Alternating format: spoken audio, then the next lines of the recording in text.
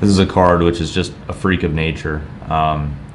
It's virtually a perfect card coming out of the Black Swamp find there, which was dating back now almost a decade.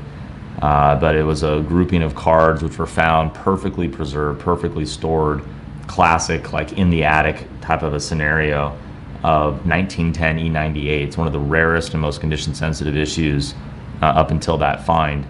These candy cards were, distributed with products and handled by kids, and they just, over, 100+ years of circulation, very, very few of them survived, and those that did were very low grade. And this Black Swamp find certainly gave the market something it could never have predicted. These cards are so nice, they almost look like reprints.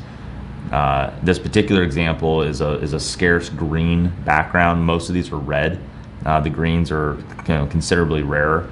And this is the Cy Young in a PSA 9, which, I mean, I'm telling you, it's a 10. The card is absolutely perfect. It's hard to argue that there's anything that could be better.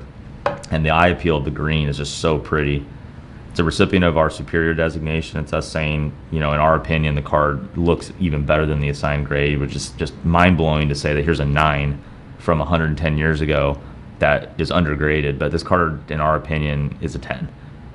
It's absolutely flawless in every way imaginable, and as we scan around the periphery, you can just see just how unbelievably well conditioned this is. These cards are just so great. I really encourage anyone who is positioned in vintage to have at least a few of these in their portfolio, just so you can see how crisp and beautiful these were at the time of manufacture.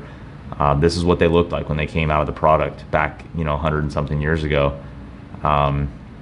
It's just mind-blowing. Some of my favorite cards in the world are from this issue, and I think they're some of the most insanely undervalued cards that exist. So to light it off for this one, I really encourage people to take a close look. It's one of the finest vintage trading cards in the world.